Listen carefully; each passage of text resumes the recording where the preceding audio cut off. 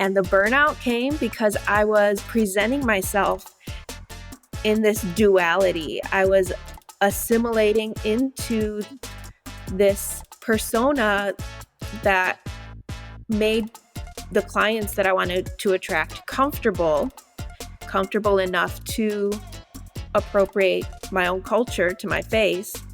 But at home, I was trying to be who I was and raise my kids to be proud of who they were. And so it was a disconnect that really led to burnout.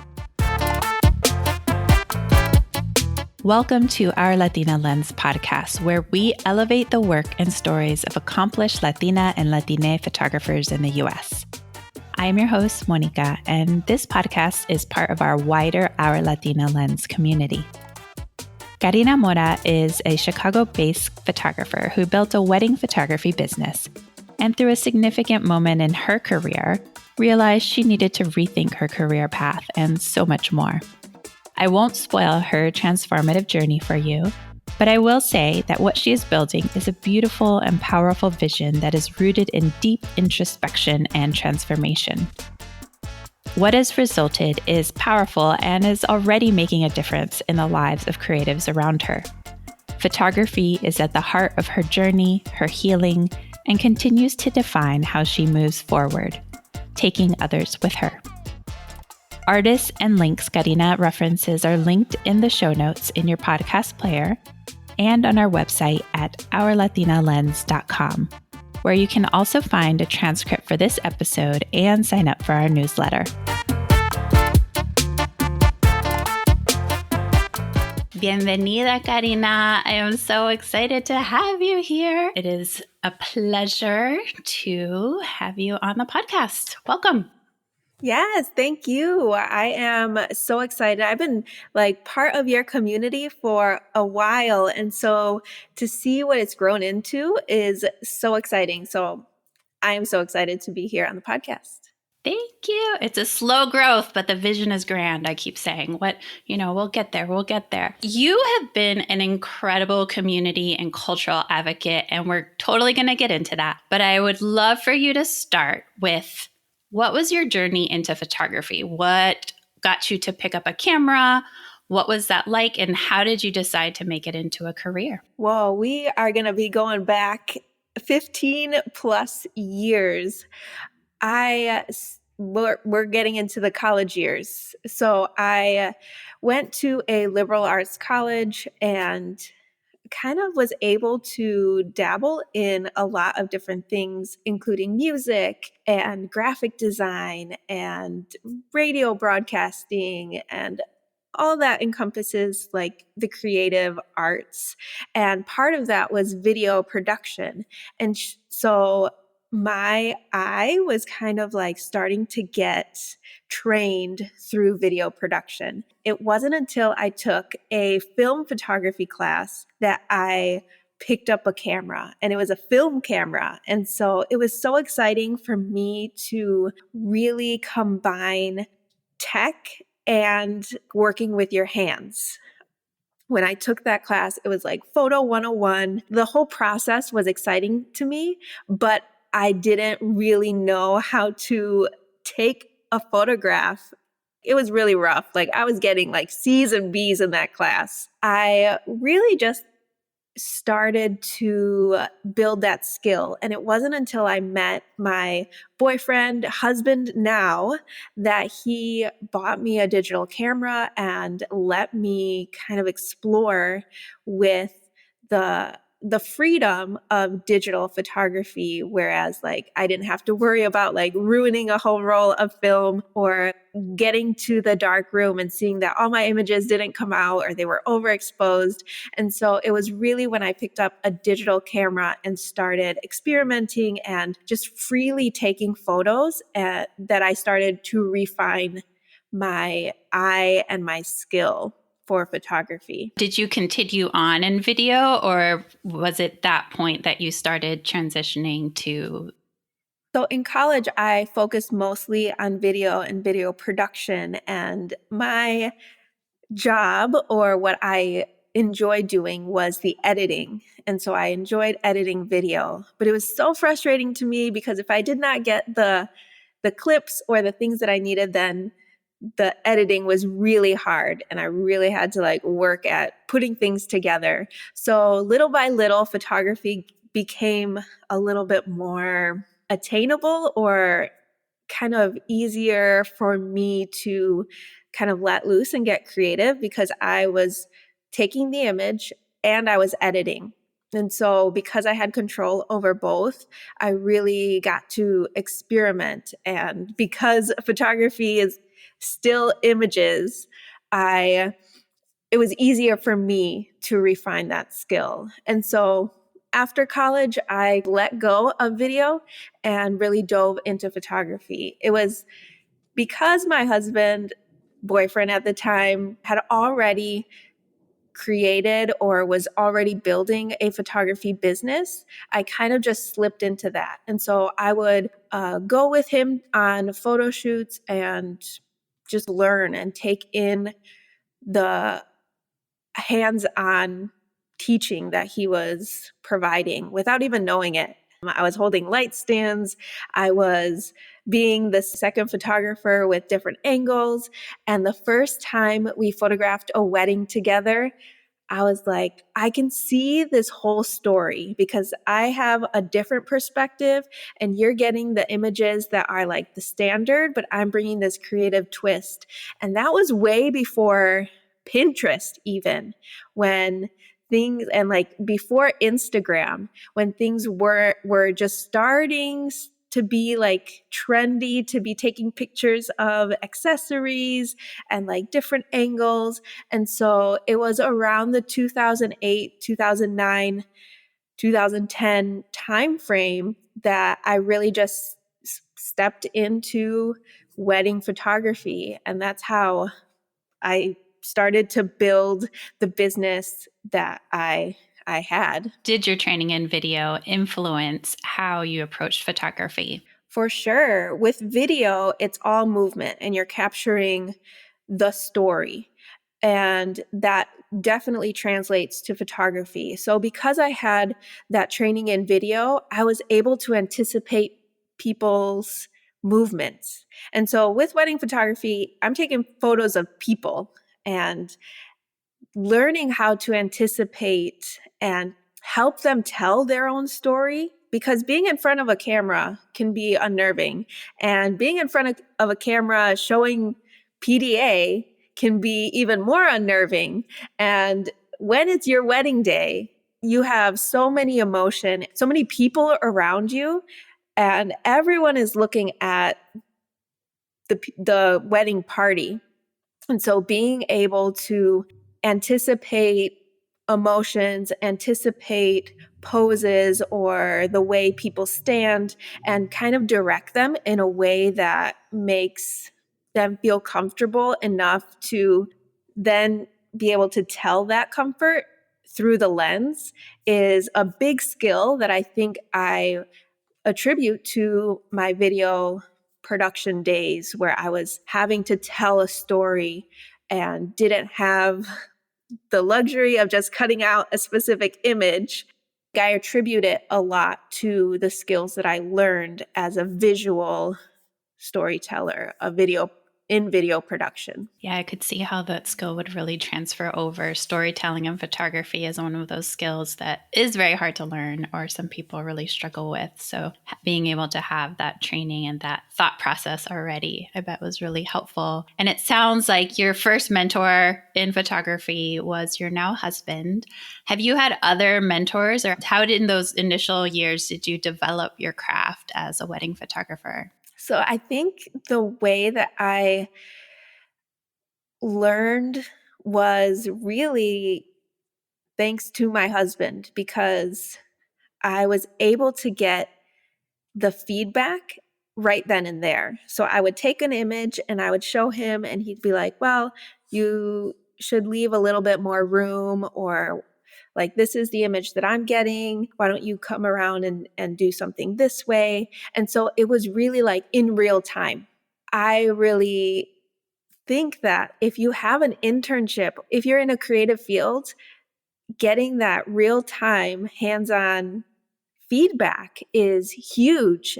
as opposed to if you're in class and you're waiting and you have to wait a week after you turn in the assignment, and then okay, then the next time you go out, let me see if I can remember what they said. So it was really that hands-on, real-time feedback that helped me and him build our business together so quickly. As I went on into building a wedding photography business, I did have other mentors that were specific to that industry. It was really good to kind of hone in on that specific type of artistry. Wedding photography is a huge industry in itself. Events, weddings, even quinceañeras. There is so much that goes into an event, and you have to be 100% that whole day. As I was trying to feel like how I wanted to build this experience for my clients, I purposely sought out mentors that were going to help in that specific industry. So I did have people that I went to get training from, workshops, and I think every time that I've intentionally sought a mentor or a teacher, I think in the photography business, I was specifically looking for teachers as opposed to mentors. And I don't know if I've ever found a mentor in the wedding photography business, but I think that's a whole different topic that we can get into a little later. Yeah, I'm But curious, what do you see as the difference between a teacher and a mentor? a teacher, I think I am going and taking their workshop, I'm taking their course. I might do a weekend study with them where they are teaching a curriculum and I'm with a bunch of people, and then that's it. A mentor, I think, really takes time to know who you are as a person, really understands maybe your lived experiences and can tell you why you're having a mental block in a specific area, whether it's pricing or branding, and really helps you move forward as a business owner or a creative.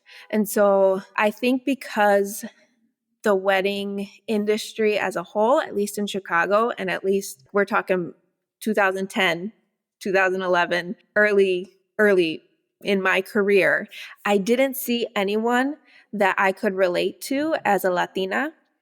And so for that reason, I say I didn't find a mentor, but I did seek out teachers. And I think that if I would have found a teacher that I felt that could offer me that mentorship relationship, I would have definitely asked. But I think as I learned, the industry that I was trying to get into didn't have a lot of people that looked like me, not Latina, not a lot of people of color in general. And are you still in the wedding industry? What's been your trajectory since those early days working with your husband in the industry, and what are you doing now? That is a huge question. And so bear with me because it is a whole story. In about, I think it was 2016, 2017, I had built my wedding photography business for 6+ years at that point and was finally feeling that I was successful. We were making a profit. We were booked out for the year. We were really pouring into the wedding industry community here in Chicago. And it was also when the political climate in the US started to kind of shift. And there was one wedding in particular that I remember so clearly. It was a wedding that was on Cinco de Mayo, and the wedding was just appropriated. And I, as a professional, had to smile, take pictures, and just let it happen. And after that wedding, I was like, what am I doing? How did I get to this place that a client can hire me and think that it's okay to do this? Am I not giving those I don't know, when did I let it be okay to do this? And what was I feeling? Because that wedding was triggering, but at the time I didn't know how to process it. Because at the time when I thought this was like an ideal client, and they just at the reception decided to appropriate Cinco de Mayo and the Mexican culture. And it was very disrespectful. And so after that wedding, I talked to my husband and I was like, I don't know if I can continue this. I realized that I was so burned out, and the burnout came because I was presenting myself in this duality. I was assimilating into this persona that made the clients that I wanted to attract comfortable enough to appropriate my own culture to my face. But at home, I was trying to be who I was and raise my kids to be proud of who they were. And so it was a disconnect that really led to burnout. And so it was after that year, I finished my weddings and I was like, I need to rethink if this is how I want to continue building my business. And so I went to Mexico. I went by myself. I took a photography workshop in Mexico. It was like a photo 101. And the instructors were like, I don't know why you're here because you know how to take pictures. And I was like, I know, I just need to like reset. I need to ground myself. I need to take pictures of something that is not people. Like I just need to get back to the love of photography that like started when I was in college, and I had lost that without even knowing.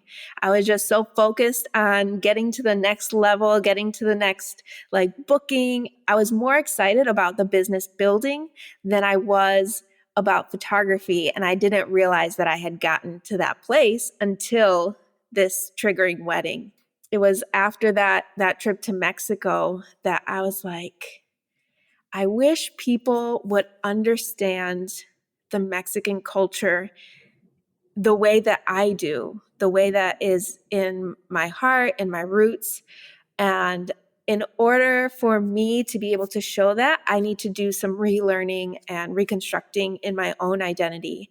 And so since then, I have slowly been pivoting my business and devoting more of my photography to telling the story of Mexican cities, of Mexico, of my history, of just showing Mexico as beautiful and as vibrant as I know it to be, and hoping to teach other people that, and getting rid of the stereotypes and misconceptions that a lot of people and my clients had of the Mexican culture. So it sounds like you've really used photography as a tool of personal healing and thinking about your own identity. And in that process, I was trying to remind folks, we are called our Latina Lens, but identity is super complex. The word Latina is super complex. So I just want to give space. In that process, where did you land, or where are you now with what identities you hold? So I very much lean into my identity as a Latina, and specifically as a Mexicana Americana. I recognize that I was born here.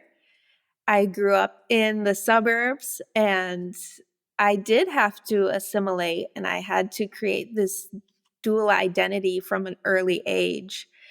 But at the same time, I was yearly traveling back to Mexico, and I knew my family. I had the experiences of visiting my cousins, my tias, my tios every summer.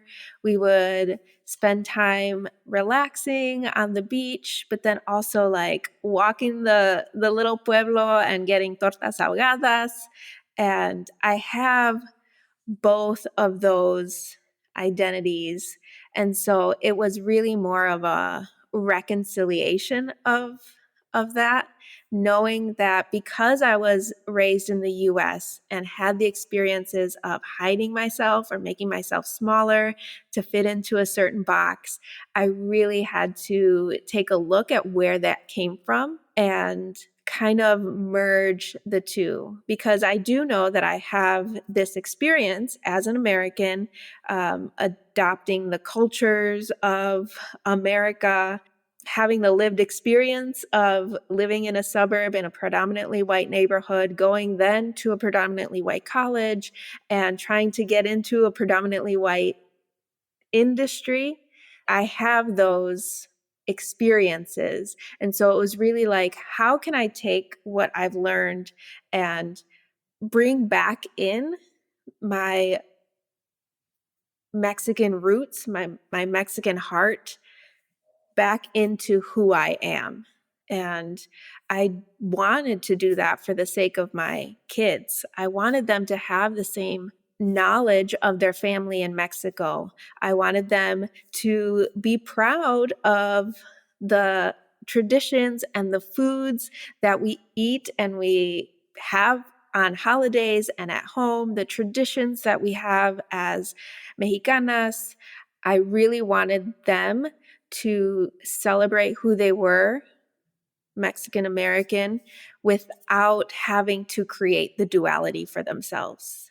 And so it was really me trying to heal the part of my American identity and elevate and uplift my Mexican roots so that way I could then instill that to my children. I think there, like you said, there's a lot of layers and there's a lot of history that goes into one's identity. And it's a process that I have had the help of my therapist, of other peers, and my family to kind of be that space for me. And it's ongoing. I mean, I'm learning new things about myself.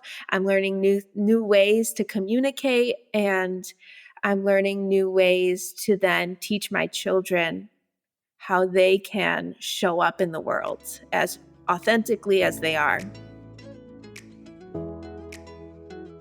When we come back to the interview, Karina speaks to how her healing journey set her on a new path and how she is bringing entire communities of creatives with her. Be sure to turn on notifications for this podcast so you know when Karina's Image Tour episode drops. She takes us behind the scenes of 3 of her significant images that she has created during her explorations of cities in Mexico.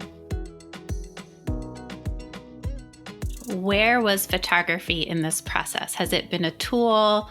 You know, photography, art can be so many things for us. And for me, like sometimes my pictures might ask questions and sometimes they bring answers. And where do you think your process of photography, it sounded like you very thoughtfully went back and said, I'm going to take a 101 class. I'm going to reset and I'm going to do that in Mexico.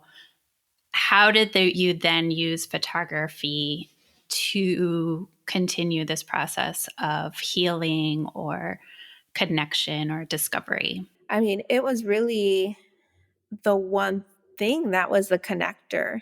Like I said, I went back to Mexico. I took this photography workshop where I just took pictures. It was street photography. And it was through that I started asking myself questions like, oh, what about the architecture? Why do I relate to this, even though I'm not in the Guadalajara, but this, like I'm in Guanajuato, and this is sparking some memories for me. And as I started to see and take pictures, I would ask myself like, oh, I wonder what the history is. Let me go and research that. And not only that, I was taking photos on my camera, but also on my phone and bringing them back and showing my kids and saying like, oh, look, this is, I had a torta, and this is what it is. When you come next time, I want you to try this. Or this is the place that we went, and I took this photo because I thought you'd like this, and look at all the colors on this photo. And so I wasn't just taking photos for myself. I was doing it to educate me, but then also to educate my children and bring my family along. And through that, I was posting on Instagram and bringing along my followers, and they would start creating conversation with me. And so after that one initial city, I was like, I would love to do this, but in different cities. Because I, growing up, was only going to Guadalajara to visit family, and then we'd go to the beach. And that was it. I wanted to really learn more of Mexican cities and see how it was different, kind of like the US. Like, you can go across the country and get different terrain, different views, different climates.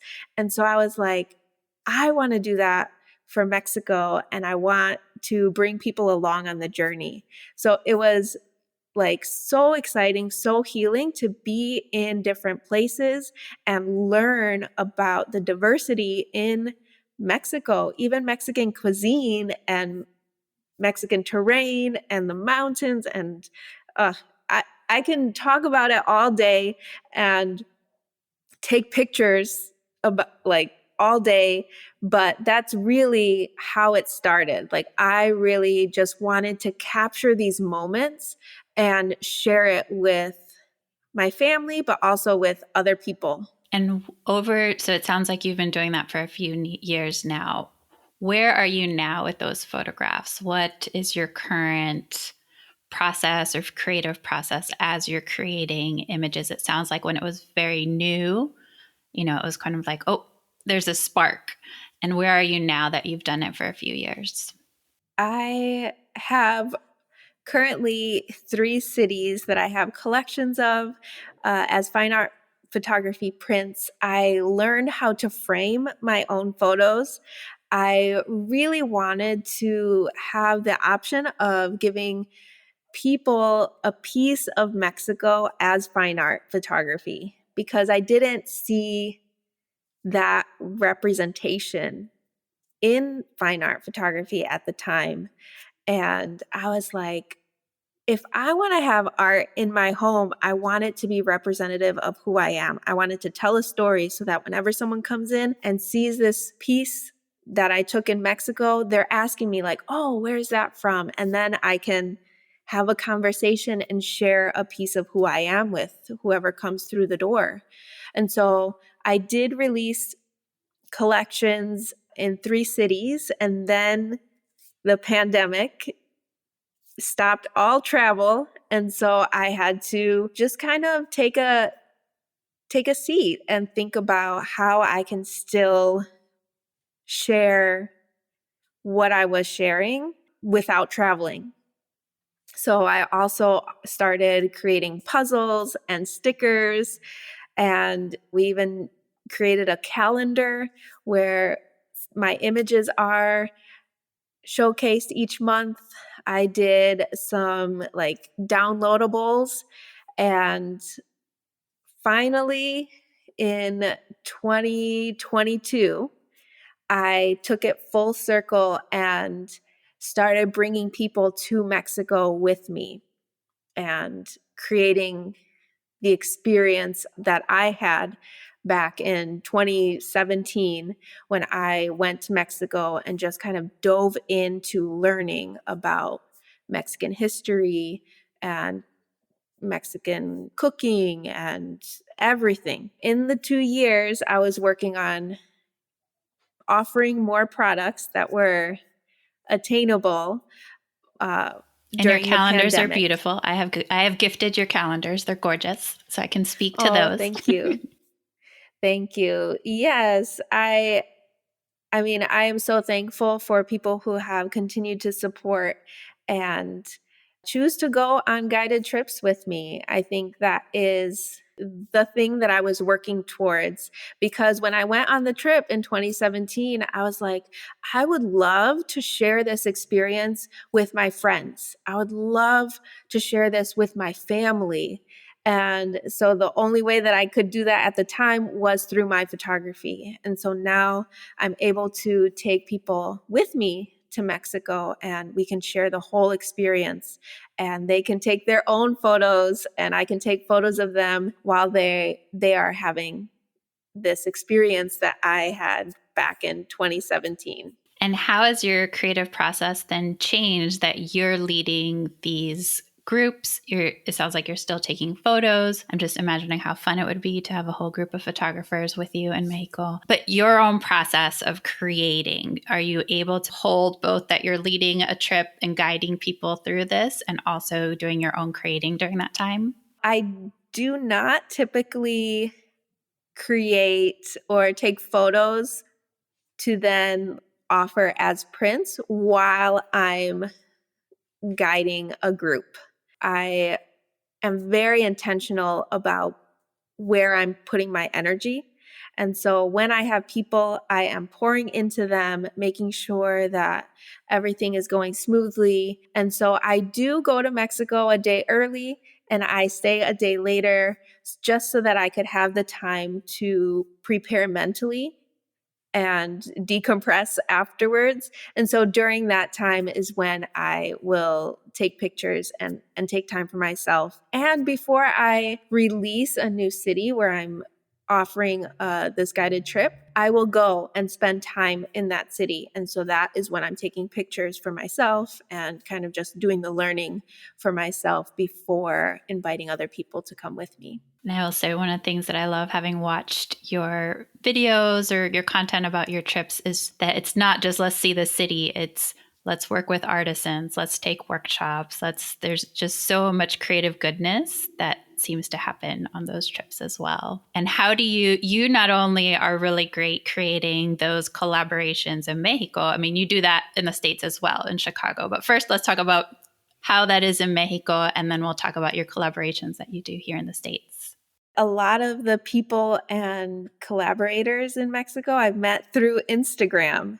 It was during 2020 that I was really connecting with people on the internet and taking online classes and getting to know people. A few people I did meet back in 2018, 2019 have just really cultivated the relationship through the internet. And so with everyone that I partner with, I'm intentional about making sure I elevate their skill, supporting them equitably, because me as an American have the privilege that I can go to Mexico. And so I'm always wanting to support them, not only with elevating who they are and their brand, but also supporting them financially, making sure that I don't take advantage.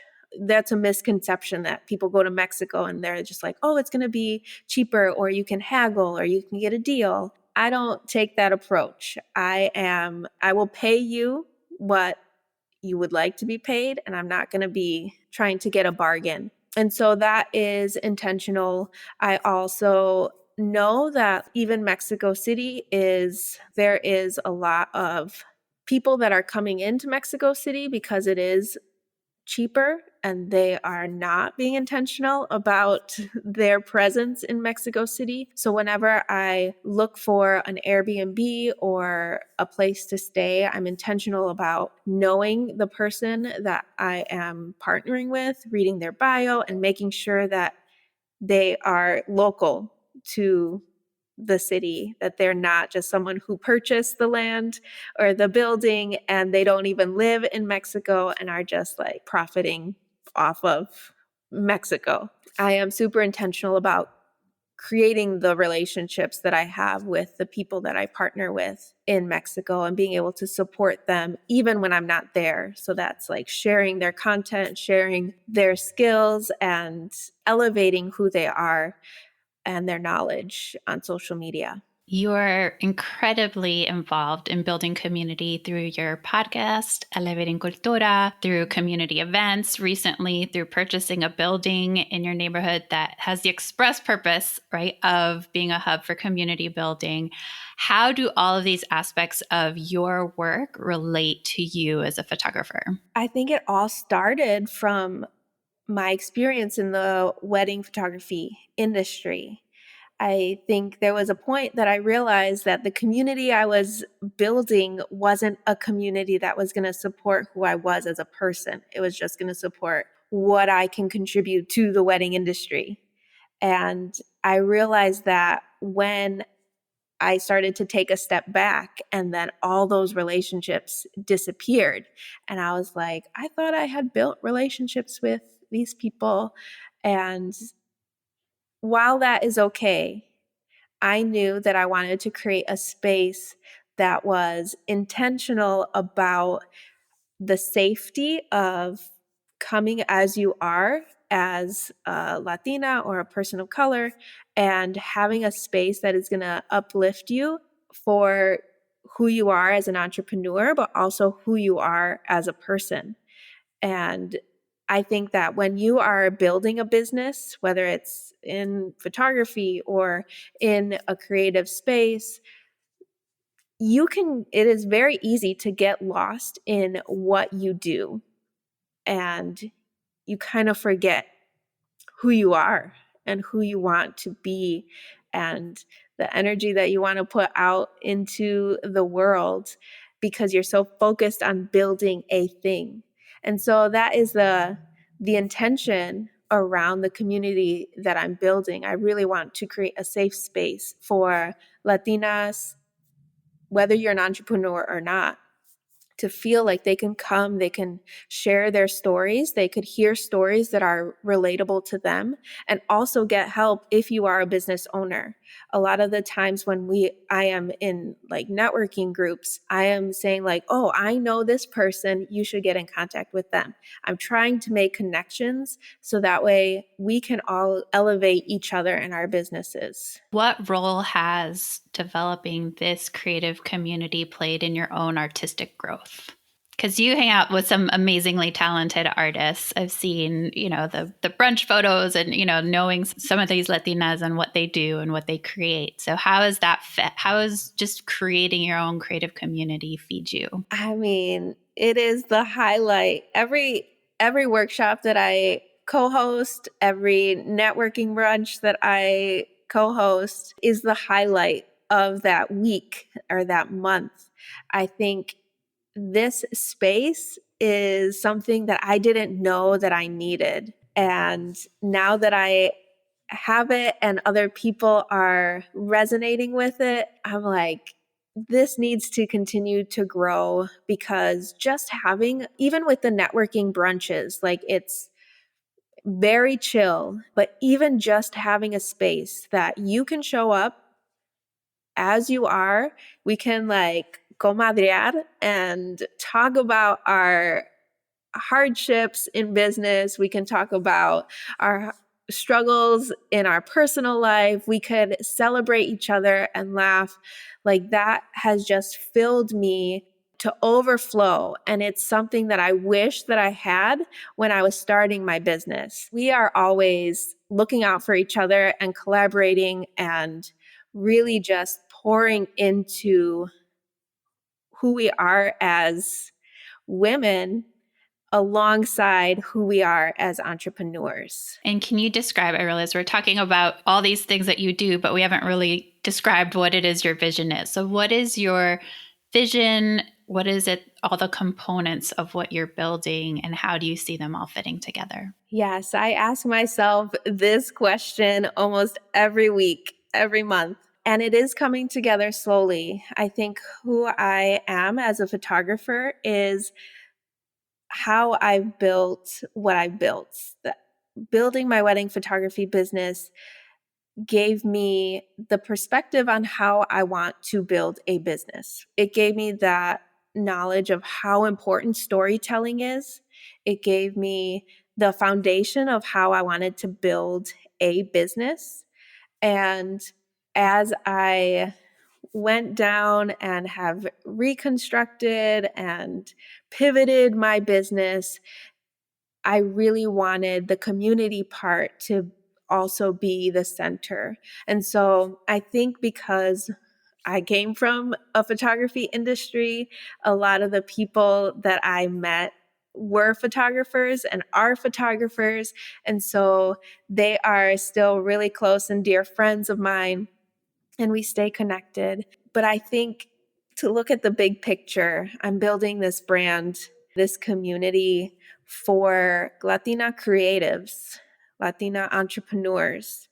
And I want to be able to use my expertise as an entrepreneur to pour into my peers, the next generation, and also use this space to elevate the stories of the people that I know around me. It's with those components like storytelling and business building that I'm trying to build and create this space as in like in the online world, this space as in like in-person events, and then eventually with a studio that I'll be able to host larger groups and have a studio space that is accessible to other creatives to use. I mean, the studio space is under construction, but hopefully it will have a photography space with like backdrops and lighting that people can come and rent if they're just starting out and testing equipment, figuring out what they want to buy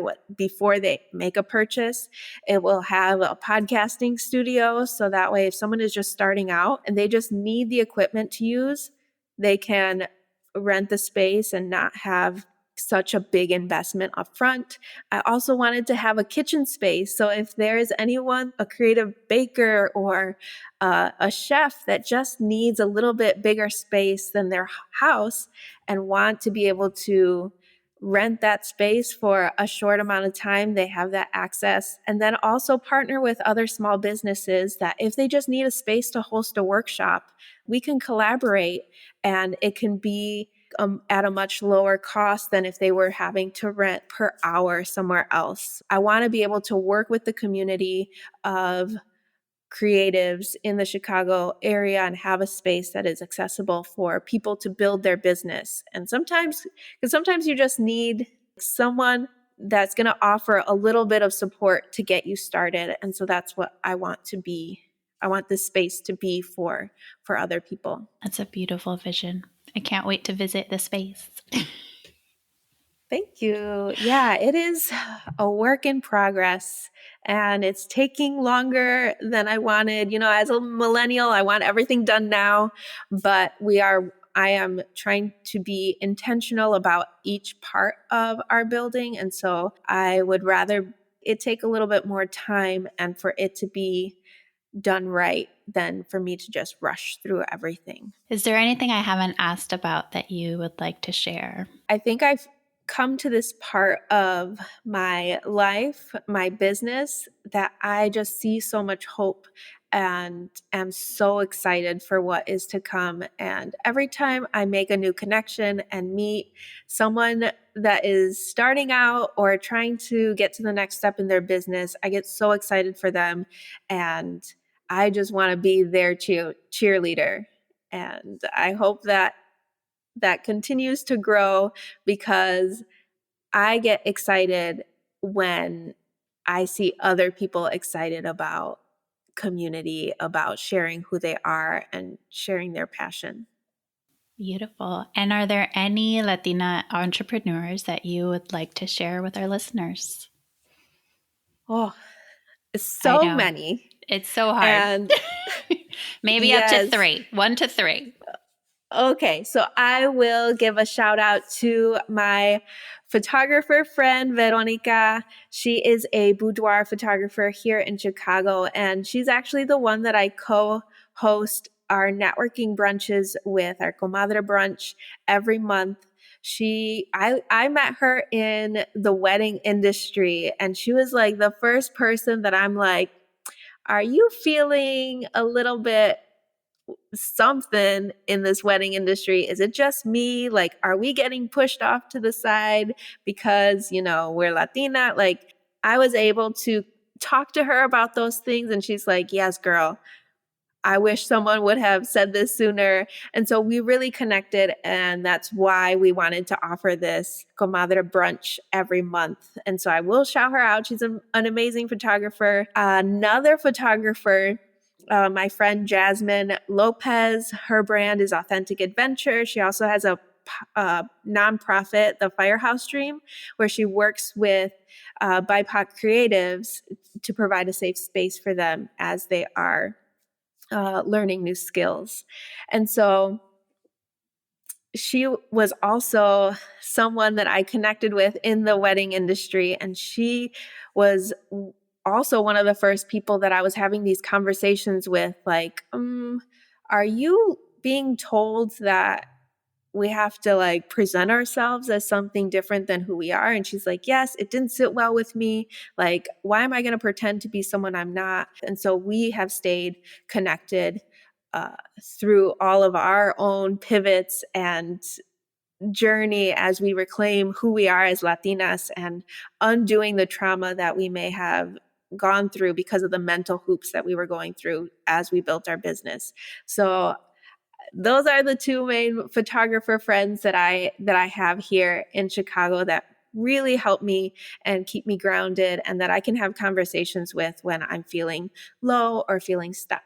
And where can folks find you? I have two websites. So if you want to know about photography, my fine art photography, guided trips to Mexico, go to karinamora.com. You can get all of that information there. And to be part of the podcast community, elevatinglacultura.com is where you can go. That's where you can see all the upcoming events that I have, listen to podcast episodes, and stay connected with this community that I'm building. Thank you so much. All that will be linked in the show notes. I definitely recommend Karina's podcast. Every season has a theme. I love the last one about food. It was so beautiful. All of the folks that you had on there talking about their food traditions and how they've continued and shared those. So definitely recommend that. Thank you so much, Karina. This was so beautiful, and I'm so happy to talk to you. And I'm so excited about your vision and for one day getting myself to Chicago to see your space and participate in all these wonderful events. Yes, please do. I would love to meet you and connect with you in person. We've had like a relationship for 2 years online, which is like many relationships that happened over the pandemic. But I am so excited to meet you in person, hopefully soon. And I'm just so thankful that you have me on the podcast. In our next episode, she'll share images she created in Mexico, and you will get a sneak peek into her process and thinking as she documented 3 cities through her lens. As a fellow community builder, I am so excited for Karina's vision in Chicago and for how she is offering a different experience to those who travel with her to Mexico. I relate to having used photography as a grounding tool for healing. What resonated with you? I would love to hear from you. You can email me directly at ourlatinalens@gmail.com or send me a DM on Instagram at ourlatinalens. Share this with someone you think will enjoy hearing Karina's story. Use the share button right in your podcast player. Gracias for listening. Our Latina Lens podcast is produced, edited, and hosted by me, Mónica Aldarondo Lugo. Our theme song was created by Matthias Muller. Our logo was designed by Tumpa Mystery. Thank you again for listening.